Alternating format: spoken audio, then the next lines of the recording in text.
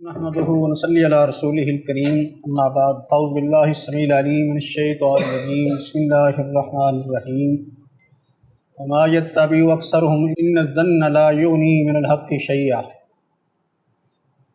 وقال النبي صلى الله عليه وسلم اذا وجد احدكم في بطنه شيئا فاشكل عليه خرج منه ام لا فلا يخرجن من المسجد حتى يسمع صوتا او يجد ریحا۔ آج ہم 5 جو بنیادی بڑے قواعد ہیں ان میں سے دوسرا قاعدہ پڑھیں گے جس کا نام ہے الیقین لا یزول بالشک۔ الیقین لا یزول بالشک، یہ دوسرا قاعدہ ہے۔ پہلا قاعدہ الامور بمقاصدہا تھا، اور یہ دوسرا قواعد فقہیہ میں سے ایک بڑا اور کلی قاعدہ یہ ہے الیقین لا یزول بالشک، یا ان الیقین لا یزول بالشک۔ سب سے پہلے ہم اس قاعدے کی اہمیت کچھ بیان کرتے ہیں۔ اس قاعدے کو کہا گیا ہے کہ یہ بڑا ایک عظیم قاعدہ ہے، اسلام کے اصولوں میں سے ایک بہت اہم اصول ہے، اور اس کا تعلق فقہ کے تمام ابواب سے ہے۔ مطلب یہ ہے کہ اس قاعدے پر بہت سے مسائل تخریج ہوتے ہیں، بہت سے مسائل کی اس پر تخریج کی جاتی ہے، اس قاعدے پر محمول کر کے بہت سی جزیات کو ان کا حکم معلوم کیا جاتا ہے، اور یہ تقریباً فقہ کے تمام ابواب میں یہ داخل ہو جاتا ہے۔ یعنی یہ قاعدہ فقہ کے ابواب میں، تمام ابواب میں داخل ہو جاتا ہے، خواہ ان کا تعلق عبادات سے ہو، معاملات سے ہو، یا اس کے علاوہ عقدیہ سے ہو یا عقوبات سے ہو۔ جیسے کہ امام نووی نے یہ بات کہی ہے کہ اس قاعدے سے بہت کم مسائل مستثنیٰ ہوتے ہیں۔ فقہ کے ابواب کے اندر بہت کم ایسے مسائل ہیں جو اس سے مستثنیٰ ہوتے ہیں۔ یہ قاعدہ اکثر فقہ کے ابواب میں داخل ہوتا ہے، یعنی اس کی عملی بہت سی ہمیں مثالیں مل جاتی ہیں۔ ہر باب کے اندر، فقہ کے ہر باب کے اندر اس کی بہت سی ہمیں مثالیں مل جاتی ہیں، بہت سے مسائل اس پر تخریج کیے گئے ہیں۔ اس قاعدے کو سامنے رکھ کر بہت سی جزیات کا حکم اس قاعدے کے تحت معلوم کیا جاتا ہے، اس لیے یہ اس قاعدے کی اہمیت پر دلیل ہے۔ دوسرا اس اعتبار سے بھی کہ یہ قاعدہ جو ہے اس کا تعلق اصول فقہ سے ہے، اس قاعدے کا تعلق جو ہے وہ اصول فقہ سے بہت مضبوط ہے۔ اصول فقہ اور فقہی قواعد سے اس کا جو ہے بڑا گہرا تعلق بنتا ہے۔ خصوصی طور پر اس طرح کے اہل علم نے اس کو فقہ کے دلائل میں سے ایک دلیل سمجھا ہے۔ اس طرح کے اصول فقہ کی کتابوں میں آپ پڑھتے ہیں نا، وہاں لکھا ہوتا ہے مصادر الاحکام، یا یہ ہوتا ہے کہ مآخذ الاحکام، مصادر الاحکام یا مآخذ الاحکام، یا کہا جاتا ہے ادلۃ الاحکام، ادلۃ الاحکام بھی کہا جاتا ہے۔ تو اس لیے اس قاعدے کو اہل علم نے فقہ کی ایک دلیل سمجھا ہے کہ فقہ کے ادلہ میں سے، فقہ کے یعنی مآخذ اور مصادر میں سے ایک یہ بھی ایک مصدر ہے۔ اس کے ساتھ یعنی بہت ہی جزیات کو حل کیا جاتا ہے۔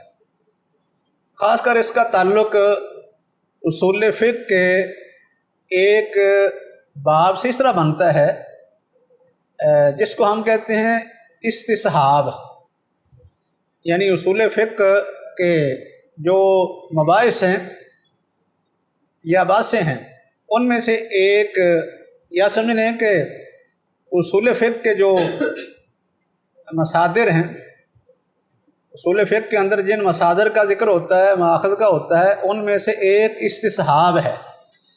اور یہ قاعدہ جو ہے الیقین لا یزول بالشک، اس کا تعلق استصحاب سے بنتا ہے، بلکہ بعض لوگوں نے تو اس کا نام ہی استصحاب رکھ دیا۔ اس قاعدے کو ہم استصحاب کہتے ہیں۔ اس لحاظ سے اس کا اصول فقہ سے بڑا ایک گہرا تعلق ہے، یعنی قواعد فقہیہ میں سے ایک اہم قاعدہ بھی ہے، اور اصول فقہ کا بھی ایک قاعدہ اہل علم نے، اصولیوں نے اسے شمار کیا ہے۔ خصوصی طور پر یہ استصحاب کی بحث میں زیر بحث آتا ہے، اور یہ قاعدہ جو ہے یہ شروع اسلام کے اندر ہی، یعنی قرون اولیٰ میں ہی باقاعدہ فقہی میدان میں سامنے آ گیا۔ جیسا کہ امام شافعی نے بھی اس کا تذکرہ کیا ہے اپنی کتاب الام کے اندر، اقرار کی بات میں انہوں نے یہ ذکر کیا، اصل ما اقول من ھذا و اصل ما اقول من ھذا انی الزم الناس ابدا الیقین۔ یہ امام شافعی کا قول ہے کہ اس کے اندر اصل کیا ہے، قاعدہ کیا ہے کہ میں لوگوں کو پابند کرتا ہوں کس چیز کا، یقین کا، میں لوگوں کو اس میں یقین کا پابند کرتا ہوں، وَأَطْرَحُ الشَّكَّ، اور شک کو میں دور ہٹا دیتا ہوں، ختم کر دیتا ہوں، وَلَا أَسْتَعْمِلُ الْغَلَبَةَ، اور میں غلبے کو استعمال نہیں کرتا۔ یعنی امام شافعی کا یہ قول ہے، اپنی کتاب انہوں نے الام کے اندر اس کا تذکرہ کیا ہے اقرار کی بات میں، جس میں یعنی باقاعدہ یقین کا ذکر ہے کہ میں اس سلسلے میں کیا کرتا ہوں، لوگوں کو یقین کا پابند کرتا ہوں اور شک کو میں معتبر نہیں سمجھتا۔ یہ بات انہوں نے ذکر کی ہے۔ اسی طرح احناف کے علماء نے بھی اس کا اپنی کتب کے اندر تذکرہ کیا ہے، اور امام ابو حنیفہ سے اس کو نقل کیا ہے، جس طرح کہ کرخی نے اس انداز سے اس کو کچھ مہذب کر کے بیان کر دیا ہے، کیونکہ پہلے علماء کی جو عبارتیں تھیں وہ کچھ لمبی ہیں، طویل ہیں، ایسا ایسا یہ قاعدہ جو ہے مہذب ہوتا گیا، یعنی اس کو اہل علم مختصر کرتے گئے، بعد میں اختصار کر کے اس کا نام کیا پڑ گیا، الیقین لا یزول بالشک۔ بہرحال کرخی نے جو ذکر کیا ہے وہ اس طرح تھا، الاصل ان ما ثبت بالیقین لا یزول بالشک۔ اصل یہ ہے، قاعدہ یہ ہے کہ جو چیز یقین سے ثابت ہو جائے وہ شک سے زائل نہیں ہوتی، یعنی کرخی نے یہ ذکر کیا ہے۔ بعد میں اور بھی اس کو مختصر کر دیا گیا، یعنی الاصل، انہوں نے ذکر یہ کیا ہے کہ الاصل ان ما ثبت بالیقین لا یزول بالشک۔ اصل یہ ہے، یعنی قاعدہ کلیہ یہ ہے کہ جو چیز یقین سے ثابت ہو جائے وہ شک سے زائل نہیں ہوتی۔ یہ تو خیر اس قاعدے کی اہمیت کا بیان تھا، اور اس بات کا تذکرہ تھا کہ اہل علم نے فقہی میدان میں، یعنی فقہی مسائل کے حل میں اس کو قرون اولیٰ میں بھی استعمال کیا ہے، اگرچہ وہاں اس وقت عبارتیں کچھ ان کی لمبی تھی، لیکن بعد میں آہستہ آہستہ اہل علم نے، اصولیوں نے، فقہا نے اس کو مختصر کر دیا۔ تو یہ سمجھ لو اختصار کے بعد اس کا نام پڑ گیا الیقین لا یزول بالشک۔ اب جو ہے اس کے بعد ہم اس قاعدے کا معنی مفہوم بیان کرتے ہیں، کیونکہ اس قاعدے کے بنیادی جو دو رکن ہیں وہ کون سے ہیں، ایک یقین اور دوسرا شک۔ یقین اور شک کی ہم لغوی اور اصطلاحی وضاحت کرتے ہیں، اور اس کے بعد اس قاعدے کا مفہوم اور مطلب ذکر کریں گے، اور پھر اس کے بعد اس قاعدے کے کچھ شرعی لحاظ سے، کتاب و سنت سے دلائل کا تذکرہ بھی ہوگا۔ تو سب سے پہلے ہم اس قاعدے کا ایک بنیادی رکن جس کو ہم یقین کہتے ہیں، اس کا تذکرہ کرتے ہیں۔ کیونکہ قاعدہ یہ ہے کہ ان الیقین لا یزول بالشک، یقین شک سے ختم نہیں ہوتا۔ تو یقین کیا چیز ہے؟ یقین کا کیا معنی ہے؟ یقین لغوی اعتبار سے علم کو کہتے ہیں۔ لغوی اعتبار سے یقین کسے کہتے ہیں؟ یعنی کسی چیز کے علم کو کہا جاتا ہے جس میں شک نہ ہو، یعنی شک کو دور کر دینا، اور کسی چیز کے بارے میں اعتقاد اور یقین کر لینا۔ یقین کا لغوی معنی یہ کیا بیان ہوا ہے؟ یعنی علم و زوال الشک، کسی چیز کا علم ہونا اور اس کے بارے میں شک کا زائل ہو جانا، ختم ہو جانا۔ بعض اہل لغت نے اس کا یہ معنی کیا ہے، بعض نے اس کا معنی یہ بھی کیا ہے کہ اس سے مراد کسی چیز کا استقرار ہے، استقلال ہے، کسی چیز کا مستقل کسی جگہ پہ ٹھہر جانا مراد ہے۔ مثلا جیسے کہتے ہیں کہ یا کر الماء فی الحوض، حوض میں پانی قرار پکڑ گیا، حوض میں پانی قرار پکڑ گیا۔ تو یہ یقین کا معنی کیا ہوا نا؟ استقرار، جس کو ہم کیا کہتے ہیں اپنی زبان میں؟ قرار پکڑنا، استقلال اختیار کرنا، کسی جگہ پر جم جانا، ٹھہر جانا، اس معنی میں استعمال ہوتا ہے یقین لغوی اعتبار سے۔ بعض نے اس کا معنی یعنی کسی چیز کے ساتھ چیز کا متصل ہو جانا، مل جانا، یہ بھی کیا ہے۔ یعنی یقین جو ہے اس کا معنی ہم جو پہلے کر رہے ہیں نا، وہ کیا تھا؟ علم اور شک کا ازالہ، اور اس کے بعد دوسرا معنی کیا کیا ہے؟ استقرار، کسی چیز کا قرار پکڑنا، ٹھہر جانا۔ اور ایک معنی یہ بھی کیا گیا ہے کہ اس سے مراد یہ ہے کسی چیز کی حقیقت کا انسان کو دلی اطمینان ہو جانا۔ یقین کسے کہتے ہیں؟ کسی چیز کے بارے میں، یعنی کسی چیز کی حقیقت کے بارے میں دل کا اطمینان ہو جانا، یہی لغت کے اعتبار سے اس کا معنی۔ کسی چیز کی حقیقت کے بارے میں دل کا مطمئن ہو جانا، یہ بھی یقین کا معنی کیا گیا ہے لغت کے اعتبار سے۔ اور کبھی یہ لفظ یقین کا ظن غالب اور راجح کے لیے بھی استعمال ہوتا ہے۔ کبھی یقین کا لفظ ظن غالب اور ظن راجح کے لیے بھی استعمال ہوتا ہے۔ کسی چیز کے بارے میں انسان کا ظن غالب ہو جائے تو اس کے لیے بھی یقین کا لفظ استعمال کرتے ہیں۔ بہرحال یہ لغوی اعتبار سے اس کے کچھ معنی تھے۔ اب ہم آتے ہیں اس کے اصطلاحی معنی کی طرف، یعنی اصطلاح میں اہل علم یا اصولیوں کی اصطلاح میں یقین کسے کہتے ہیں؟ یقین کا معنی اصطلاحی یہ ہے کہ کسی چیز کے واقع ہونے کے بارے میں یا عدم وقوع کے بارے میں قطعی طور پر یقین ہو جانا، اس کے بارے میں بات کا پختہ ہو جانا، یہ چیز واقع ہوئی ہے یا نہیں واقع ہوئی۔ قطعی طور پر، یقینی طور پر کسی چیز کے واقع ہونے یا نہ واقع ہونے کے بارے میں علم ہو جانا، اس کو کیا کہتے ہیں؟ یقین۔ یقین کا معنی یعنی کسی چیز کے واقع ہونے یا نہ واقع ہونے کے بارے میں قطعی طور پر انسان کو علم ہو جانا، قطعی علم ہو جانا، یعنی اس کو پختہ یقین ہو جانا، اس پر اس کا جزم واقع ہو جائے، یہ چیز حقیقت میں واقع ہوگی ہے یا نہیں ہوئی۔ یہ مطلب ہے کسی چیز کے واقع ہونے یا نہ ہونے کے بارے میں انسان کو یعنی یقین ہو جائے یا اس کو قطعی علم ہو جائے۔ کیونکہ یقین کی ہم تعریف کر رہے ہیں، اگر یقین کا لفظ نہ بھی استعمال کریں تو پھر کیا قطعی علم ہو جائے اس کو، کسی چیز کے واقع ہونے یا نہ ہونے کے بارے میں قطعی علم ہونا، یہ کیا ہے؟ اصطلاحی طور پر یقین کہلاتا ہے۔ تو بہرحال یہ خیر یقین کا معنی اصطلاحی جو معروف ہے وہ یہ ہے، اس قاعدے کے اندر بھی یہی مراد ہوتا ہے، اس قاعدے کے اندر یہی معنی مراد لیا جاتا ہے۔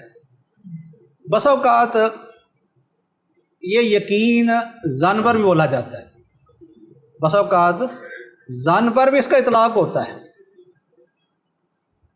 ظن یعنی بہت سے شرعی احکام کے اندر اس کا اطلاق ظن پر بھی ہوا ہے، جیسے امام نووی فرماتے ہیں کہ اہل علم لفظ علم اور یقین استعمال کرتے ہیں، لیکن مراد اس سے ان کی ظن غالب ہوتی ہے، حقیقی علم اور یقین مراد نہیں ہوتا، یعنی حقیقی علم اور یقین مراد نہیں ہوتا، اگرچہ لفظ کا استعمال کرتے ہیں علم اور یقین کا، لیکن مراد اس سے ظن غالب لیتے ہیں۔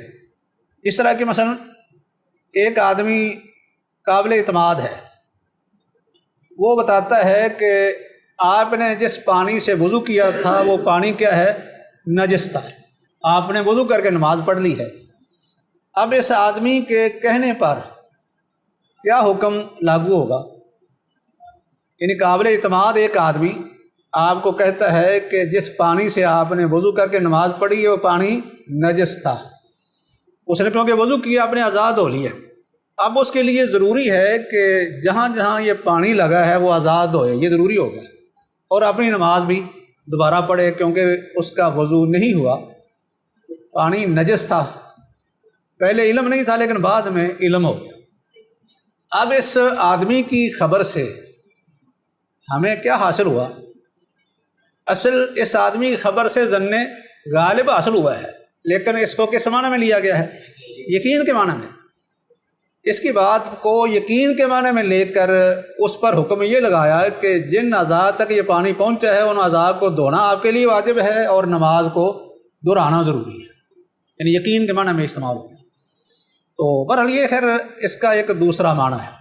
پہلا معنی کیا تھا کہ جس کو ہم علم کہتے ہیں، کسی چیز کے بارے میں یعنی قطعی علم کہا جاتا ہے کہ کسی چیز کے واقع ہونے یا نہ ہونے کے بارے میں انسان کو قطعی اور یقینی علم ہو جائے۔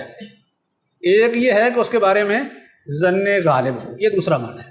اصل میں یعنی یہ آپ جو ہے وہ ویسے تو ہم بعد میں کچھ اس کا ذکر کریں گے، یہ سمجھ لیں کہ ایک چیز کے بارے میں انسان کو جو ہے وہ یقین ہوتا ہے کہ یہ ایسے ہی ہے، اس کو آپ کیا کہتے ہیں؟ اس چیز کے بارے میں مجھے علم ہے۔ علم ہے، علم کیا ہوتا ہے؟ یعنی جو چیز جس طرح ہے نا اس کی حقیقت انسان کو معلوم ہو جائے، اس کے مطابق اس کا عقیدہ بن جائے کہ یہ چیز ایسے ہی ہے، اسے کہتے ہیں کہ اس چیز کا علم۔ علم کے اندر انسان کا اعتقاد بن جاتا ہے کہ یہ چیز جیسے میں سمجھ رہا ہوں ویسے ہی حقیقت رکھتی ہے، مجھے جو ہے وہ بابسوق ذرائع سے اس کے بارے میں معلوم ہوا ہے، یعنی بابسوق ذرائع سے مجھے علم ہوا ہے کہ یہ چیز ایسے ہی ہے جیسے میں سمجھ رہا ہوں۔ تو اس کو کیا کہیں گے؟ علم، کیونکہ اسے کسی چیز کی حقیقت کا علم ہو گیا کہ چیز ایسی جیسے میں سمجھ رہا ہوں، عقیدہ بن گیا، یہ اس کو کہتے ہیں علم۔ اور ایک ہوتا ہے یقین، یقین کا درجہ اس سے آگے ہے۔ یقین یہ ہے کہ جس چیز کے بارے میں آپ کو علم ہوا ہے اس کا علم آپ کے دل میں قرار پکڑ جائے، آپ کا دل مطمئن ہو جائے، سینہ ٹھنڈا ہو جائے کہ واقعی یہ چیز ایسے ہی ہے، اس کو یقین کہتے ہیں۔ جیسے یعنی یہ سمجھ لو کہ علم کی صفت نا، علم کے آگے درجات ہیں، ایک ہے کسی چیز کا علم ہونا، ایک ہے آگے اس پر یقین ہونا۔ جیسے حضرت ابراہیم علیہ السلام نے جب کہا کہ اللہ ارنی کیف تحیی الموتى، اللہ نے فرمایا اولم تؤمن قال بلی ولکن یطمئن قلبی، میں اپنے دل کا اطمینان چاہتا ہوں۔ دل کے اطمینان میں مزید جو ہے وہ اور انسان یعنی سکون پکڑ جاتا ہے، اطمینان ہو جاتا ہے، اس کا دل مزید ٹھنڈا اور مطمئن ہو جاتا ہے کہ یہ چیز ایسی ہے جیسے میں عقیدہ رکھتا تھا۔ اس لیے علم کا سب سے بڑا درجہ کیا ہوتا ہے؟ یقین۔ اس کے بعد انسان کا اعتقاد ہے یا علم ہے، اس کے بعد، کیونکہ علم تو ہوتا ہے کسی چیز کے بارے میں جیسے وہ ہے اس کے مطابق انسان کا عقیدہ بن جائے، لیکن ایسے سوچ سنائی بات پر نہیں، بلکہ قابل اعتماد رائے سے، قابل اعتماد رائے سے کسی چیز کی حقیقت کے بارے معلوم ہو جائے تو اسے کیا کہتے ہیں؟ اس کا علم۔ مزید اس کے اندر اگر اطمینان ہو جاتا ہے تو اس کو کیا کہتے ہیں؟ یہ یقین ہو گیا۔ لیکن اگر کسی آدمی کے سامنے ایک چیز آتی ہے، اس کے اندر دو یا دو سے زیادہ احتمالات ہیں، اور ان احتمالات میں سے ایک احتمال اس کے نزدیک راجح ہو جاتا ہے، تو یہ کیا ہے؟ یہ ظن ہے۔ یہ ظن ہے، اس کو ظن کہتے ہیں۔ مطلب یہ ہے کہ یہ علم سے کم درجہ ہے، لیکن شک سے اوپر ہے۔ ایک آدمی کے سامنے ایک چیز ہے تو اس کے بارے میں اس کے دو یا زیادہ احتمالات ہیں، لیکن ان میں سے اس کے نزدیک ایک راجح ہو جاتا ہے۔ اگر ایک راجح ہو جائے تو پھر اسے کیا کہیں گے؟ یہ ظن ہے، یہ ظن غالبی کہہ لیتے ہیں۔ بعض نے اصل میں اس میں کوئی فرق بھی کیا ہے، وہ کہتے ہیں کہ اگر ایک چیز کے بارے میں دو احتمال یا زیادہ ہونا، تو اگر ایک راجح ہو جائے، دوسرا بھی آدمی جو ہے اس کو نظر انداز نہ کرے، تو یہ کیا ہے؟ ظن۔ اگر دو یا زیادہ احتمالات ہیں، ان میں سے ایک اس طرح راجح ہو جائے کہ دوسرے کو آدمی بالکل نظر انداز کر دے، تو یہ کیا ہوتا ہے؟ ظن غالب۔ لیکن اگر ان احتمالات میں سے دو یا زیادہ ہوں، ان میں سے ایک احتمال راجح ہو، دوسرا مرجوح ہو، اگر کوئی آدمی مرجوح احتمال کو لیتا ہے تو وہ کیا ہوگا؟ اسے کیا کہیں گے؟ وہم۔ اسے کہیں گے وہم، یہ وہم ہے۔ اگر ایک چیز کے اندر دو یا زیادہ احتمالات ہیں اور سارے احتمالات بالکل برابر ہیں، کوئی اس کے نزدیک کوئی راجح مرجوح نہیں، اسے کیا کہتے ہیں؟ شک۔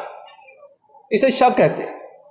یعنی اگر کسی چیز کے بارے میں کئی احتمالات ہوں، دو ہوں یا زیادہ ہوں، اور کسی آدمی کے ہاں ان میں سے کوئی بھی راجح نہ ہو، تو اسے کیا کہتے ہیں؟ شک۔ یہ تردد ہے نا، وہ سمجھتا ہے کہ یہ بھی ہو سکتا ہے، یہ بھی ہو سکتا ہے، تو یہ شک ہے، اسے شک کہتے ہیں۔ ایک راجح ہو جائے تو وہ کیا ہے؟ ظن۔ ہو کہ دوسرا بالکل وہ چھوڑ دے تو پھر کیا ہوتا ہے؟ ظن غالب۔ لیکن اگر کوئی شخص دو یا زیادہ احتمالات میں سے مرجوح کو لے لے تو پھر یہ کیا ہے؟ یہ وہم ہے۔ اس طرح یعنی یہ ان جو اس کو کہتے ہیں کہ یہ انسان جو چیزیں محسوس کرتا ہے نا، جن کا ادراک کرتا ہے، ان کے درجات ہیں۔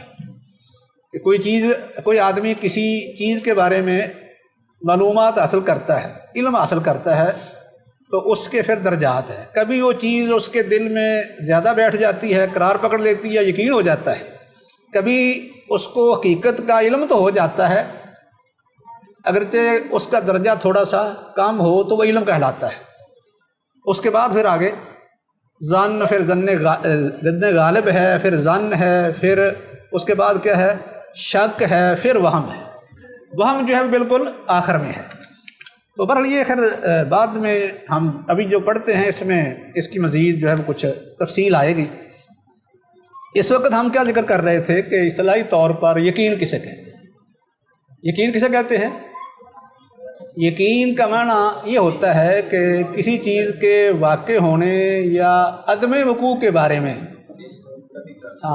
آدمی کو قطعی طور پر علم ہو جائے، معلوم ہو جائے کہ یہ واقع ہی چیز موجود ہے یا نہیں، یہ کام واقع ہو چکا ہے یا نہیں، اسے کہتے ہیں اصطلاحی طور پر یقین۔ یا پھر یقین سے مراد کیا ہوتا ہے؟ ظن غالب ہوتا ہے۔ باقی اس کے بعد دوسرا اس کے اندر جو لفظ ہے، دوسرا رکن اس کا، وہ کیا ہے؟ شک۔ شک کسے کہتے ہیں؟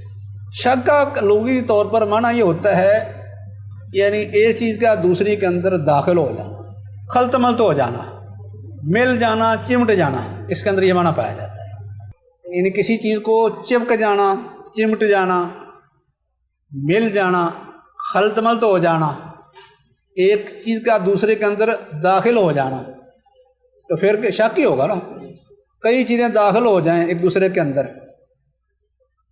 ایک چیز دوسرے کے ساتھ بالکل یعنی مل اس طرح جاتی ہے کہ فرق کرنا مشکل ہو جاتا ہے، کیونکہ شک جو ہوتا ہے نا وہ چمٹا رہتا ہے نا، آدمی کو پتہ نہیں چلتا کہ اس میں حقیقت کیا ہے، یعنی فیصلہ نہیں کر سکتا شک اگر ہو تو۔ پھر اس لیے لغوی اعتبار سے اس کا معنی جو خلط ملط ہونا ایک کا دوسرے کے اندر داخل ہو جانا، چمٹ جانا، مل جانا، یہ لغوی اعتبار سے اس کا معنی ہے۔ کبھی اس کا معنی مطلق تردد کا بھی آتا ہے۔ تردد میں یہی ہوتا ہے کہ آدمی یعنی درمیان میں رہتا ہے، تردد، جس کو ہم اپنی زبان میں کیا کہتے ہیں، تردد کو کنفیوز ہو جاتا ہے۔ ہاں، آدمی جو ہے کنفیوز ہو جاتا ہے نا، پتہ نہیں چلتا کہ کون سی چیز حق ہے کون سی نہیں، تو کیا یہ کام ہوا بھی ہے نہیں بھی ہوا، کوئی پتہ نہیں چلتا، یعنی اس میں کیا حق ہے کیا باطل ہے، کیا صحیح ہے کیا غلط ہے، کیا سچ ہے کیا جھوٹ ہے، اس طرح آدمی کنفیوز ہو جاتا ہے، تو یہ تردد ہوتا ہے۔ تو اس لیے شک کا معنی جو ہے وہ تردد کا بھی آتا ہے۔ فقہا اس کا معنی کرتے ہیں کہ کسی فعل کے بارے میں تردد ہونا کہ واقع ہوا یا نہیں، فعل کے بارے میں تردد ہونا، اس کے وقوع اور عدم وقوع کے بارے میں تردد ہونا، یہ کس کی تعریف ہے؟ شک، فقہا کے نزدیک۔ گویا کہ لغوی معنی کہ یہ بالکل قریب ہے، لغوی اعتبار سے بھی معنی تردد کا ہی بنتا ہے، لیکن فقہا نے کہا کہ کسی فعل کے وقوع اور عدم وقوع کے بارے میں انسان کو شک ہونا، تردد ہونا، یہ اس کا لغوی معنی ہے۔ اصطلاحی طور پر شک کسے کہتے ہیں؟ جیسے ہم نے پہلے ذکر کیا تھا نا، کہ اصطلاحی طور پر یقین وہ ہوتا ہے کسی چیز کے وقوع اور عدم وقوع کے بارے میں آدمی کو یقین ہو جاتا ہے، یقینی طور پر، یعنی اسے اس کا علم ہو جاتا ہے، قطعی طور پر معلوم ہو جاتا ہے کہ یہ چیز واقع ہوئی ہے یا نہیں۔ تو شک کے اندر کیا ہوتا ہے؟ شک میں کسی چیز کے واقع ہونے یا نہ ہونے کے بارے میں تردد ہوتا ہے۔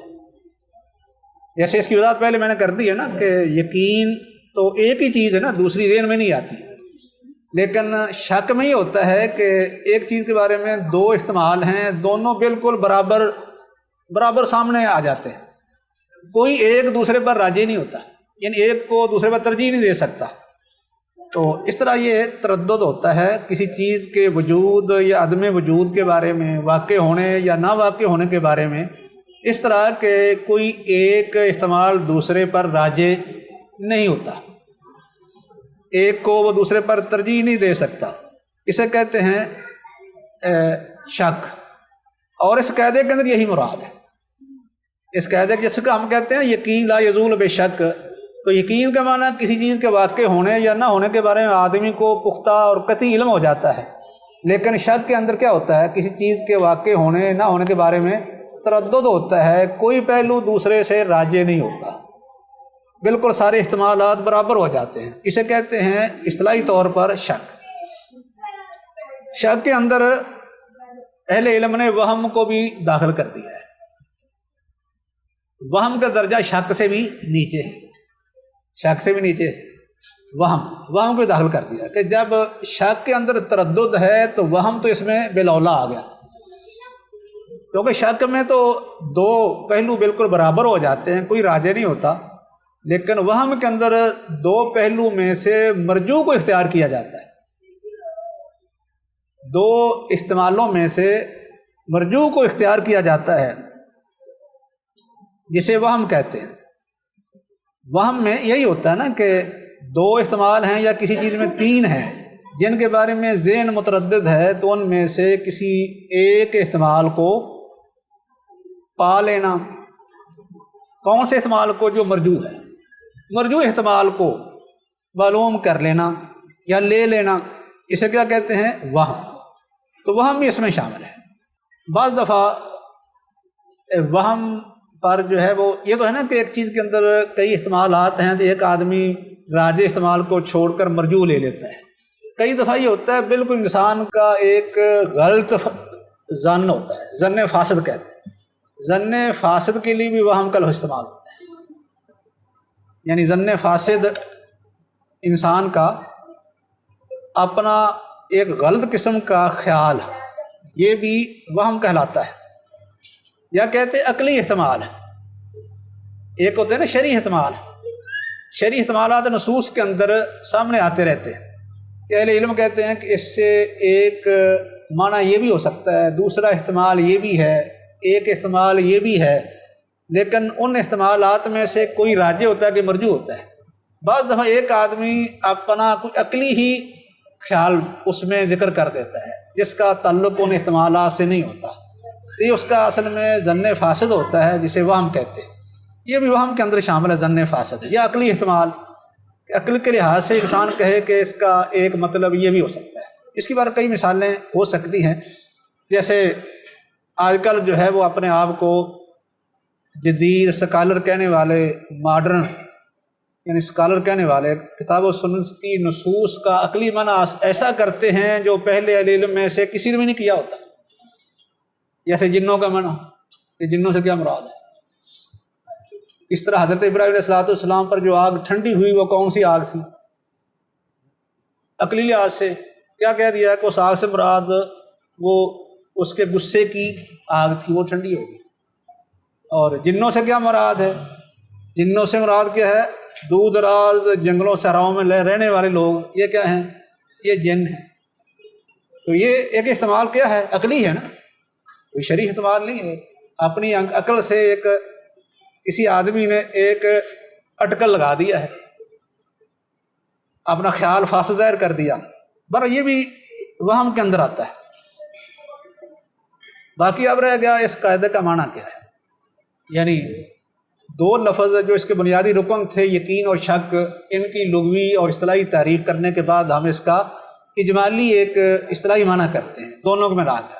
وہ کیا بنتا ہے کہ اس قاعدے کا معنی بنتا ہے کہ جب کوئی بھی معاملہ وہ یقینی اور حتمی طور پر ثابت ہو جائے، یا ظن غالب کی بنا پر ثابت ہو جائے، یا پھر یقینی طور پر یا ظن غالب کے لحاظ سے ثابت نہ ہو، دو ہی چیزیں ہیں نا، یا تو ثابت ہو جائے گا یا ثابت نہیں ہوگا۔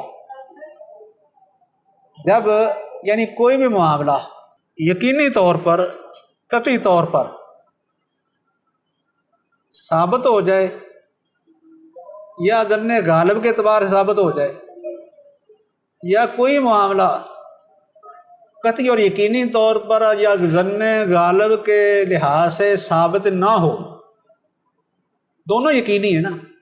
کسی چیز کے واقع ہونے کے بارے میں یقین اور کسی چیز کے بارے میں نہ واقع ہونے کا یقین، ایسا ہو جائے تو پھر کیا ہوگا؟ پھر اس پر یعنی کوئی شک وارد ہو جائے یا وہم وارد ہو جائے،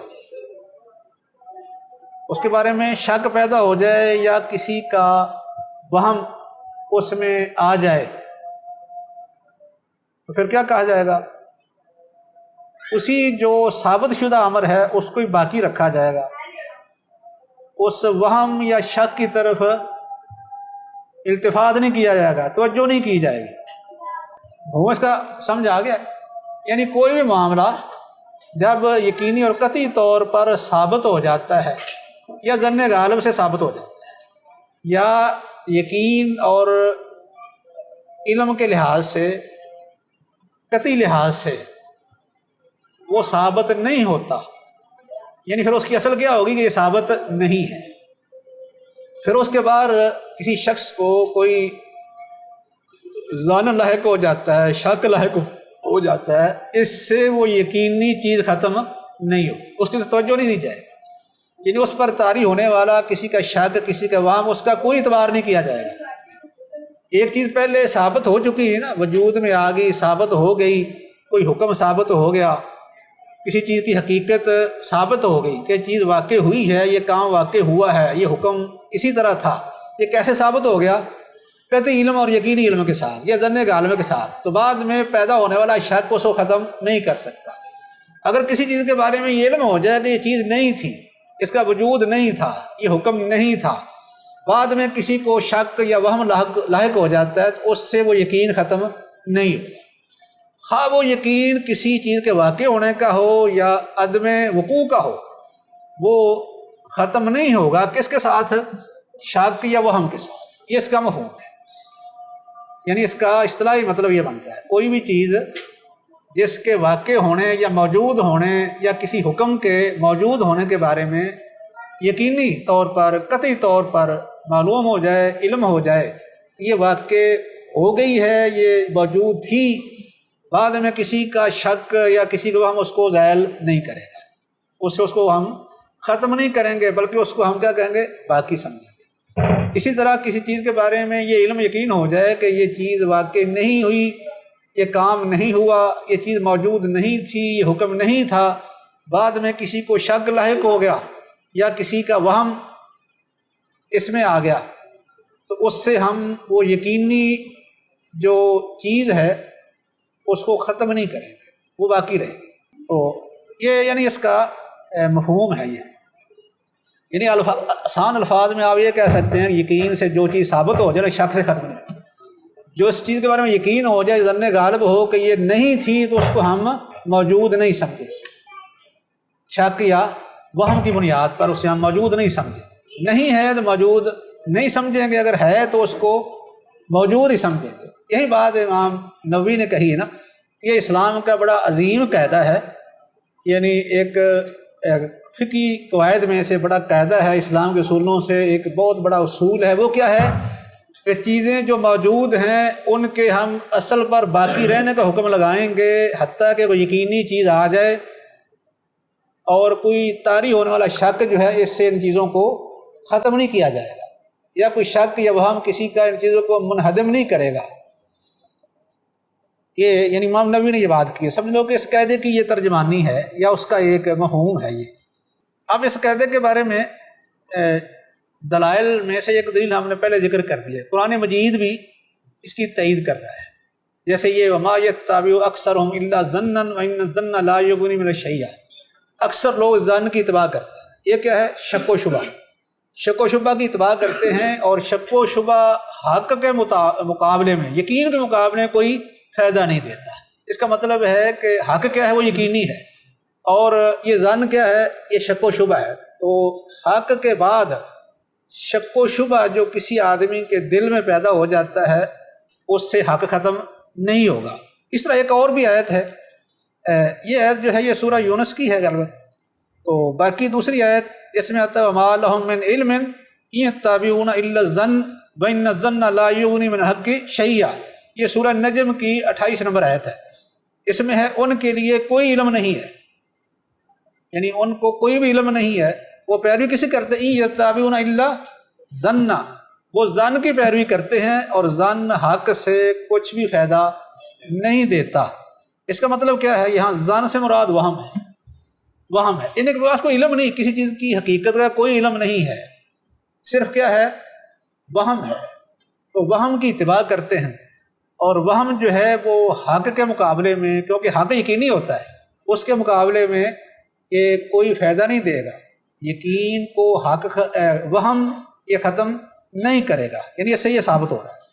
ایسے یہ سنت کی مثالیں ہیں، جیسے یہ ہے کہ نبی صلی اللہ علیہ وسلم کو شکایت کی گئی، شوقی علی نبی صلی اللہ علیہ وسلم الرجل، شکایت کیا گیا نبی صلی اللہ علیہ وسلم سے ایک آدمی، یخیر الیہ، کہ اسے خیال یہ آ جاتا ہے نماز کے اندر، یخیر الیہ انہ یجد الشیء فی الصلاۃ، کہ نماز میں کوئی چیز پاتا ہے، یعنی محسوس ہوتا ہے کہ وضو اس کا ٹوٹ گیا ہے، فقال لا ينصرف حتى يسمع صوتا او يجد ريحا، اب نے فرمایا کہ نہیں، نماز سے نہ نکلے حتیٰ کہ وہ آواز سن لے یا وہ بدبو پا لے۔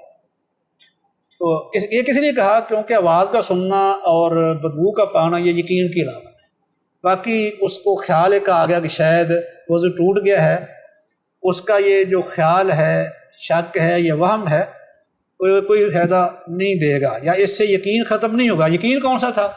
طہارت، طہارت کیونکہ یقینی ہے نا، پہلے وضو کر کے وہ نماز میں یعنی کھڑا ہے، تو اب بعد میں یہ شک وارد ہو رہا ہے یا وہم، تو اس سے ہم یقین کو ختم نہیں کریں گے۔ اس طرح اور دوسری حدیث، یہ بھی بخاری مسلم کی ہے، دوسری، اذا وجد احدکم فی بطنہ شیئا فاشکل علیہ خرج منہ شیء ام لا فلا یخرجن المسجد حتی یسمع صوتا او یجد ریحا، یہ بھی حدیث اس طرح ہی ہے کہ تم میں سے کوئی آدمی اپنے پیٹ میں کوئی چیز محسوس کرے، پھر اس کو یہ اشکال پیدا ہو کیا کہ کوئی چیز خارج ہوئی ہے یا کہ نہیں، تو وہ مسجد سے نہ نکلے حتیٰ کہ آواز سن لے یا وہ بدبو محسوس کر لے۔ اس میں یقینی چیز کون سی تھی؟ طہارت، طہارت کر کے وہ مسجد میں گیا ہے، نماز شروع کی ہے، تو نبی صلی اللہ علیہ وسلم فرما رہے ہیں کہ اسے شک کی بنا پر نہیں نکلنا چاہیے حتیٰ کہ یقین ہو جائے کہ واقعی وضو ٹوٹ گیا ہے، کیونکہ یقین سے ہی ختم ہو سکتا ہے، شک سے ختم نہیں ہوگا۔ اس طرح کچھ اور بھی حدیث ہیں، مثلا یہ حدیث اذا شک احدکم فی صلاتہ، یہ بھی شک کی صورت ہے۔ یہ پیچھے جو شک ہے یہ کیا ہے؟ طہارت میں شک وارد ہوا۔ اب اس کے بعد شک نماز کے اندر پیدا ہو جائے، اذا شک احدکم فی صلاتہ فلم یدری کم صلی ثلاثا ام اربعا، اسے نہیں پتا کہ اس نے کتنی نماز پڑھی ہے، 3 رکعتیں پڑھی ہیں یا 4۔ حدیث میں آیا فلیطرح الشک ولیبنی علی ما استیقن، شک کو ختم کر دے اور یقین پر بنیاد رکھے۔ اس میں شک کیا ہوا کہ رکعتیں 3 تھی یا 4۔ آپ نے فرمایا شک کو دور کرو، یقین پر اس نماز کی بنیاد رکھو۔ تو یقین کیسے حاصل ہوگا؟ اس کم پر یقین ہے، 3 4 میں شک ہے، 3 یقینی ہے، چوتھی میں شک ہے، تو ہم اس کو 3 سمجھیں گے تو یقین پر عمل ہو جائے گا، اور چوتھی وہ شک کی بنا پر ختم ہو جائے گی۔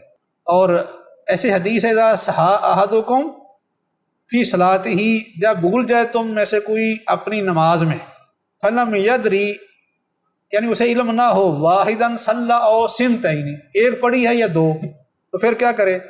فلیبنی علی واحدہ، 1 پر بنیاد رکھے، 1 پر۔ ایسے حدیث کے آگے الفاظ ہیں نا کہ اگر اسے شک ہو کہ 2 پڑھی ہیں یا 3 تو پھر بنیاد رکھے 2 پر، اگر شک ہو 3 پڑھی ہیں یا 4 پھر بنیاد رکھے 3 پر، اس کے بعد 2 سجدے کرے اور پھر سلام سے پہلے یعنی 2 سجدے کر لے۔ یہ حدیث ہے۔ اس میں نبی صلی اللہ علیہ وسلم نے فرمایا ہے کہ جب کوئی آدمی بھول جاتا ہے یعنی شک ہو جاتا ہے کہ رکعتیں کتنی پڑھی ہیں، اسے پھر یقین پر بنیاد رکھنی چاہیے۔ اور اس میں یقین کیسے حاصل ہوگا؟ کم رکعتوں پر اعتماد کر کے، کم رکعتوں پر ہم اعتماد کریں گے پھر یقین ہوگا۔ جو زیادہ ہے وہ مشکوک سمجھی جائے گی، اس کے بارے میں شک ہے، اس کو معدوم سمجھا جائے گا، اس میں شک پڑ گیا، یہ ایسے سمجھے جیسے پڑھی نہیں گئی۔ تو باقی جن کے بارے میں یقین ہے ان پر اعتماد کیا جائے گا کہ ہم نے اتنی نماز پڑھی ہے، اور جو نقص ہے وہ بعد میں پورا کر لیا جائے گا، پورا کر کے پھر سجدہ سہو کیا جائے گا۔ اس سے یعنی معلوم یہ ہوتا ہے کہ شک سے نکلنے کا طریقہ کیا ہے؟ یقین۔ اور یقین کیسے حاصل ہوا؟ کم تعداد کو لے کر یقین حاصل ہو گیا، یعنی کم تعداد کو لینے سے۔ اور یہ سمجھنے ایک اصول بن گیا کہ یعنی ہر وہ چیز یا اسلام کا فریضہ جس میں تعداد کا اعتبار ہوتا ہے، اس میں شک پڑ جائے تو پھر ہم کس پر اعتبار کریں گے؟ کم پر اعتبار کریں گے، کیونکہ کم وہ یقینی ہوگا اور جو اضافہ ہے اس پر وہ شک ہوگا، اس لیے اس کا اعتبار نہیں کیا جائے گا۔ تو یہ کچھ یعنی مثالیں ہیں حدیث سے جن میں نماز اور طہارت کا ذکر ہے۔ باقی اہل علم نے چیزوں کو اسی پر ہی قیاس کیا ہے، یعنی باقی جو مسائل ہیں ان کا بھی حکم یہی ہوگا۔ کسی بھی چیز کے بارے میں اگر شک ہو جاتا ہے، جس جگہ بھی شک اور یقین اکٹھا ہو جائے، اس وقت ہم اس کے مطابق ہی فیصلہ کریں گے کہ اصل بنیاد حکم کی یقین پر رکھیں گے اور شک کا اعتبار نہیں کیا جائے گا۔ لیکن اس میں اشکال یہ پیدا ہوتا ہے کہ یہ 2 چیزیں آپس میں متضاد ہیں، ایک ہے یقین اور ایک ہے شک، تو پھر اکٹھی کیسے ہو سکتی ہے دونوں؟ ایک یقین اور ایک شک، یہ کیسے ہو سکتا ہے کہ ایک آدمی ایک ہی وقت میں ایک ہی حالت میں ایک چیز کے بارے میں یقین بھی رکھے اور شک بھی کرے؟ ایک اشکال ہے۔ اس کا جواب یہ ہے کہ اصل میں یہ 2 چیزیں ایک وقت میں اکٹھی نہیں ہوتی، بلکہ اصل میں یہ ہے کہ وہ یقین اسے پہلے تھا نا ایک چیز کے بارے میں، شک جو ہے بعد میں آیا ہے۔ تو شک جو بعد میں آنے والا ہے اس سے ہم پہلے جو یقین تھا اس کو ختم نہیں کریں گے، یعنی ایک وقت میں اکٹھے نہیں ہوئے، بلکہ یقین پہلے تھا۔ مثلا میں نے وضو کر لیا ہے نا، طہارت کر لیا، تو یہ کیا تھا؟ یقین۔ آدمی کو اس وقت صرف یقین ہی تھا، شک بعد میں آیا ہے۔ تو بعد میں آنے والا شک جو ہے وہ اس سے یقین کو ختم نہیں کرے گا، وہ آدمی اپنے آپ کو باوضو ہی سمجھے گا، شک کی بنیاد پر اس کی طہارت ختم نہیں ہوگی، بلکہ باوضو سمجھ کے وہ اپنی نماز پوری کرے گا۔ اس کا مطلب یہ ہے کہ یہ 2 چیزیں اکٹھی نہیں ہوتی، کیونکہ یقین پہلے موجود ہے، شک بعد میں آ گیا ہے۔ تو دوسرا یہ ہے کہ شک جو آیا ہے یہ کہاں سے آ گیا ہے؟